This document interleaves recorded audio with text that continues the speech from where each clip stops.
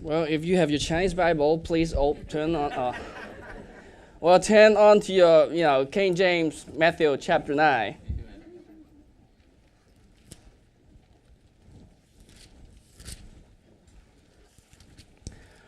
Verse 35 to 38.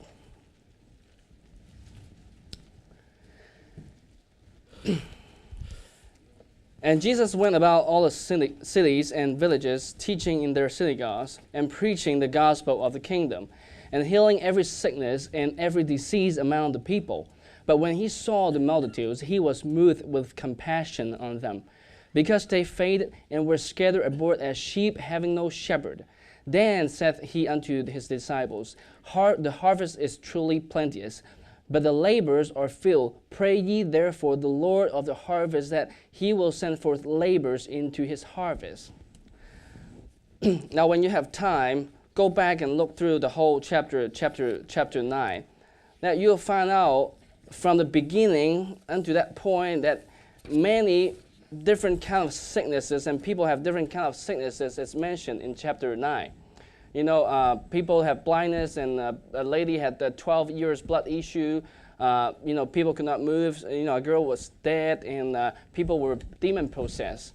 All kind of sickness and difficulties that you can see in chapter 9. So it came to that point that Jesus said, in the Bible said, Jesus was healing every sicknesses and disease among the people. And he was so moved on compassion. Now, sicknesses is something that we don't want, and we don't want to talk about, and nobody wants to have in our family, right? But, what we have to look closely here, Jesus was so moved, it's not only because of their physical issues, it's because of their spiritual condition. Because the Bible also said, they're scattered as sheep having no shepherd, which means it's not because they're sick, it's because they were lost in spiritually. So Jesus was more concerned about that than their physical needs. When we have a shepherd, we don't want sicknesses, but sicknesses could turn to a wonderful story. Well, let me tell you something about why I will end up in Fujian province, meeting those house churches, those grace house churches over there. It's because one of the sickness story. I have a lady at my church. She is about 60 years old. They're originally from Fujian, that province. They moved to Hong Kong years ago. And her husband was dying in cancer, and he was not a Christian. So I went over and witnessed to him for many times. Eventually, he got saved. And also, not because of that, I have a time that able to meet their daughter, which is, she came from mainland China. She still lives in mainland China in Fujian. So she came over, and she came to visit on Sunday, even though she doesn't understand my preaching because they speak other dialect. But she still came, and I talked to her, learned something about mainland China, how churches are. When she mentioned about how open and how good they're doing, I was amazed. I'm like, do I understand it wrong? So I say, well, is it possible for me to go visit your hometown? She said, please. So I went over and met the pastor. So I talked to the pastor. I say, Pastor, we are having the summer camp this summer. Would you like to bring some of the lost young people to come to Hong Kong? Coming to Hong Kong, it's very big, for them, the people in China, because Hong Kong is a big city, fancy stuff. It's like, some maybe going to California and have a vacation or something like that. But we're not for a vacation. But anyway, he brought 20 young students came from mainland China to that camp in that summer, last summer. Eventually, they get 12 saved. Now look at the picture. Go back a little bit. Because of one man dying in cancer, the whole family was sad, crying. But because of that one man dying in cancer, the Lord works it out that 12 may live for eternal. So it's not only the physical situation, it's about the spiritual situation. This is what the Lord really moved him, is the people's spiritual condition. So when we know the Lord, that now we look back, that sad story, it was a wonderful story. And I haven't mentioned about those 12 students, when they return back to China, maybe they will lead more people to Christ. So because of one people dying, many shall live. Well, mission is about seeing things differently. We can see sickness as a very terrible thing, but also we can see it as a wonderful story that how people get saved. You know, in chapter 9, I want you to pay attention that the Lord not only point out the downside of these people having sicknesses and in the darkness. The Lord also tells us because of that, there's a lot of opportunities. Because the Bible says, truly the harvest truly is plenteous. What does that mean? Well, before that time, hundreds of years, that the Jewish people didn't have inspiration from God, not given them any Bible for hundreds of years. It created the spiritual darkness in their life. So they're much eager to hear something about the good news, about the gospel. Likewise, in mainland China, because of the darkness, because of they're not able to be evangelized openly, so many people, they're ignorant about Christianity, about God, about the gospel, or other religions. So it creates the hunger of these people. They want to hear. They want to seek God. Well, think about that. Why would that old lady would stop us from moving on besides we preach to her? That's the hunger of the Word of God. And you don't see much of that in the free country. And you don't see a bunch of PhD student, master student want to sit down at the table, listen to a dyslexic boy. No, because I have the truth and they don't have. Because I have the shepherd and they see the difference. Because of the darkness, because of the emptiness of these people, it also creates opportunities for us to reach them. So the ministry in China is not only how poor the people are. We feel sorry for them, but that's not it. God wants us to lift up the eyes to see the opportunities that how much that we can reach.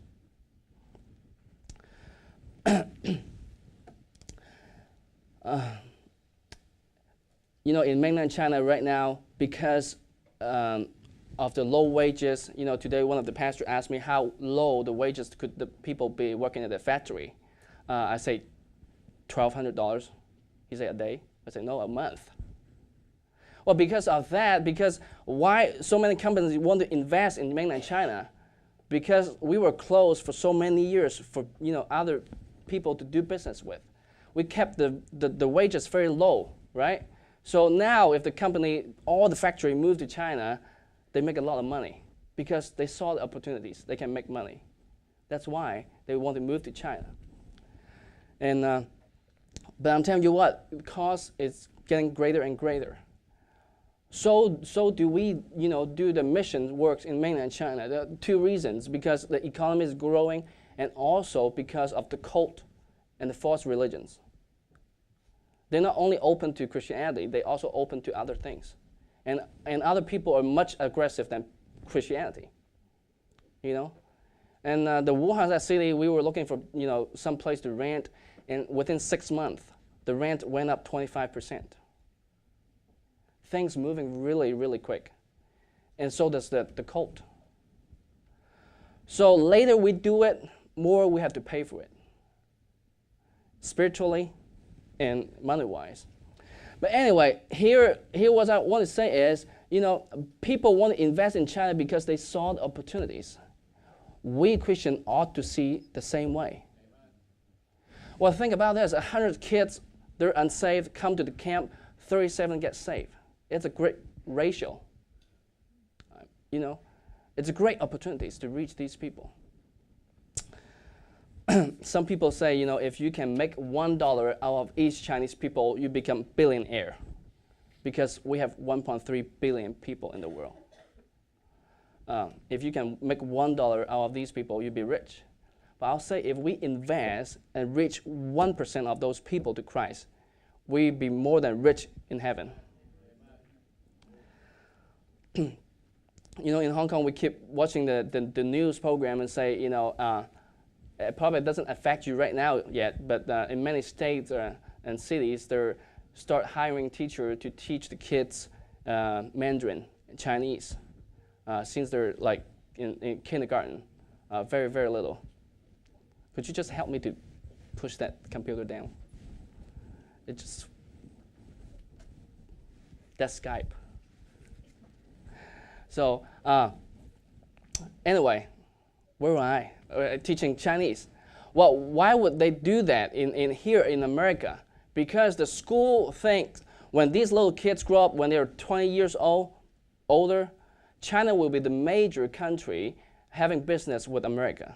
So you guys better learn their language so we'll do better business with them to get a better bargain. And also many you cannot imagine how many years the people have been telling me the figure's too great. They've been starting company investing their factory in mainland China. Now they not only look at today how much they can make out of mainland China, they're looking ahead. Because like 5-15 years down the road, China will open up. Now China is not totally open up yet. They still reserve something, So when it opens up, they will be there the first place to reach those opportunities. We spiritual people ought to see it too. If the school see it, if the business world see it, we ought to see it too. People can train the kids to do business 15 years later, 20 years later. We ought to train our kids to do the ministry for the next 20 years. 15 years ago, I got a chance to come visit my missionary pastor in Texas. One night, we went out to camping with them, with the church people. A gentleman got out a flashlight. He put batteries in and tried to turn it on, and it wouldn't work. He shook it a couple of times, like how you fix things, shake it and it will work. And, just bum on the TV and it works again. He shook it a couple of times, it turned it on, it wouldn't turn on. And the brother stood next to him. He said, "Hey, brother, did you get that thing from China?" Well, it's kind of hurt my feeling that time. But, I wouldn't buy a flashlight from China 15 years ago. But, well, think about this. Today, how many flashlights are made in China and USA? You hardly find anyone, it's not. But who would have thought that 15 years ago?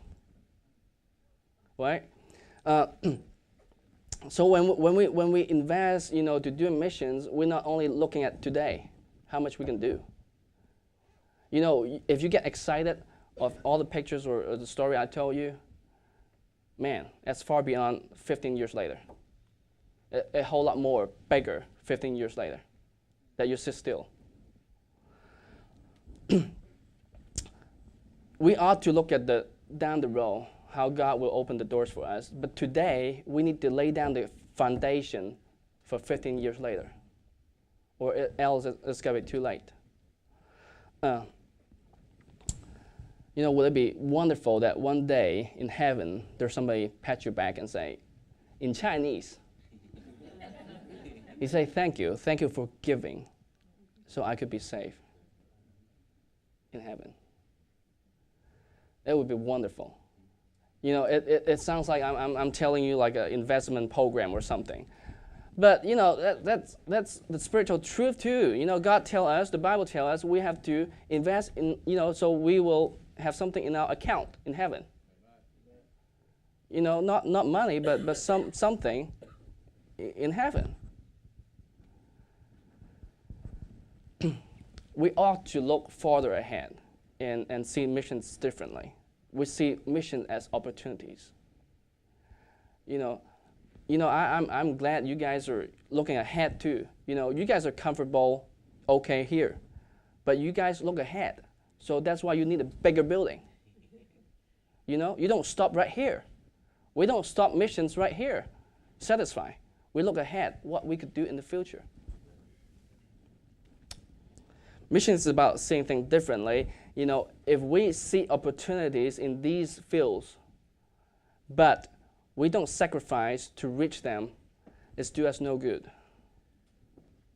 No matter how good opportunities are, you see it, you don't invest, you don't learn it, it do you no good. Jesus saw opportunities of those souls and lost people. So what he did, he sacrificed. He gave his life for that, to reach those opportunities. So we can be saved today. And we can be able to go to heaven. If he just see the opportunities like, fine, I'm not going there. I'm not going to lay down my life for those people. What does it do? Can't accomplish anything. If you have the eyes that Jesus did, can see that, the heart that Jesus had, no one had to tell you how to deal with the missions, how to give up your career, how to give up your time, how to give up your money, stuff like that. Automatically, you're moved to do those things because you see it.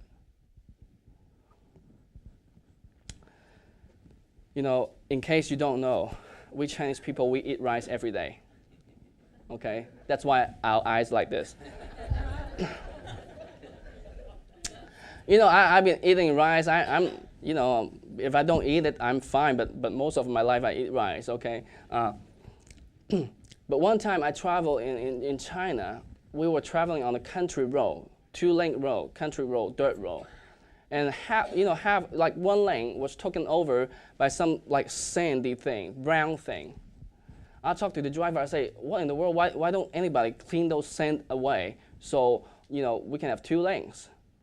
And he told me, those are rice. I'm like, rice? Because they were harvesting, both sides of the road is the rice paddy, okay? The people are harvesting, and then they put the rice on the side to dry it. And how in the world I could not recognize it because they have shells, okay? The rice that we eat is polished, then shells are gone, so it's white. So I didn't recognize it. What I want to point out the issue is, what we can understand and see is it totally changed the meaning. Because at that moment, Jesus was looking at a bunch of sick people, okay? It's just like his disciple, the same faces, they can see all together, it's the same. But Jesus saw them differently because Jesus see their spiritual needs, and they're in the darkness. But the disciples didn't. They didn't have the ability to see it. So that's why Jesus tell them, there's a plenty of harvest. We get to do something. We got to see things differently. We see people every day in our life. But do we see their spiritual needs? It makes a difference.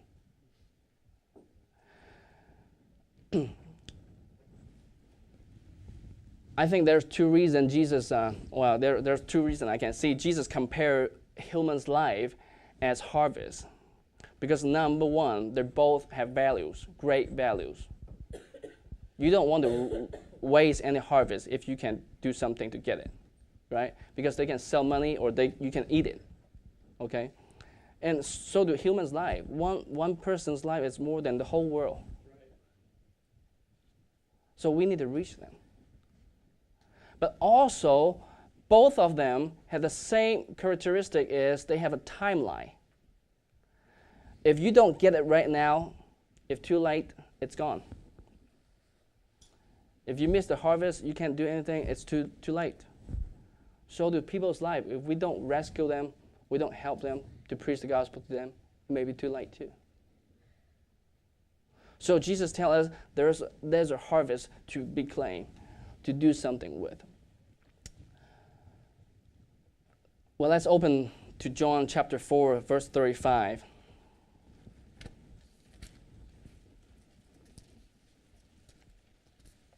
There's a similar verse here at Matthew chapter 9. Say not ye, there are yet 4 months, and then cometh harvest. Behold, I say unto you, lift up your eyes and look on the fields, for they are white already to harvest. Now here, Jesus say, there's a plenteous harvest. They're white, ready to do it. But Jesus didn't take them, say, guys, pick up the gears, go do something. What did Jesus say? Jesus said, lift up your eyes. You have to lift up your eyes first. We are so busy in the modern life. We get so caught up with the things that just in front of us never get done. Before I come here, I get to hurry up to get things done before I come here. We get so caught up with the things, but we very seldom sit down and lift up our eyes to see the needs in the field. Go back to Matthew chapter 9. Why I would say that this is very important, that Jesus had to tell his disciples, you lift up your eyes. Matthew chapter 9 said, Jesus was so moved with compassion because he saw the multitude. Because he saw the multitude. God give us a pair of eyes that's very unique. Because our pair of eyes, it connects the outside world with our interperson, with your thinking, with your heart. You speak to your heart. When you see something, it moves your heart. Maybe you listen to the radio, the commercial, but it doesn't move your heart so much that you want to buy the car than watching a TV. Literally see that thing. More you hang around in the mall, you see things, you want to buy something. Because your eyes, through your eyes, it talks to your inside person.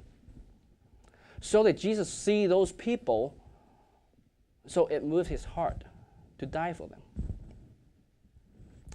So pray God will give us a pair of eyes like Jesus did, so it will move us to involve more in the mission. Well, here's like God inviting us to see, to look. But also look at verse 38. Pray ye therefore the Lord of the harvest that he will send forth laborers into his harvest. All right, now we'll get to the point that Jesus said we need to send some laborers. Well, who will be fit in that category? It will be Christian. Has to be Christian to be sent, to be fit in that category. You and I are Christian. We fit in that category. It's not that, we have a choice. We don't have a choice, actually. Because the day that we receive Jesus Christ, we're in it. Well, let me use my best illustration, because it is the only one I have. Let's go to Philippians chapter 2, verse 12.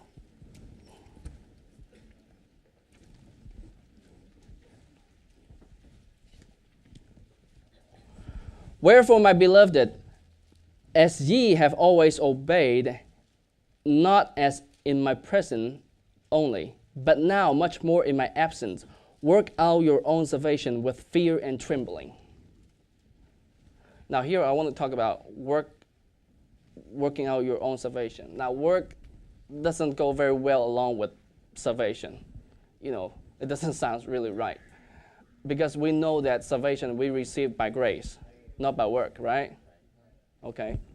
Well, I guess just Chinese and English is the same. But why here the Bible say work out your own salvation? Well, let me use my illustration. One day, you're going to interview a job. You want to interview a job. You come to the boss. You say, boss, I really needed that job because I get 10 kids and 2 wives to feed. And I'm very, very sincere. I'm going to do a good job on this one, okay? Well, would you hire me? Since I look so handsome, the boss say, okay, I'll hire you. And you have 2 wives. Sorry, guy. No. Well, you look so sincere, so he give you the job. Say, okay, you're in. Come in tomorrow. Okay, when I get that job, have I ever worked for him for a month to earn that? Nope. Did I do anything besides I look good? Nope. But then he give me the post to work for him. That's give me identity. Well, that's grace, because I didn't do anything for him. So he gave me that position by grace. Just like one day we come to the Lord, say, Jesus Christ, I need you. I very sincerely need you to save my life because I'm a sinner. Would you save me? Or he said, you're in. Well, you become a Christian. You become a born-again Christian in his family.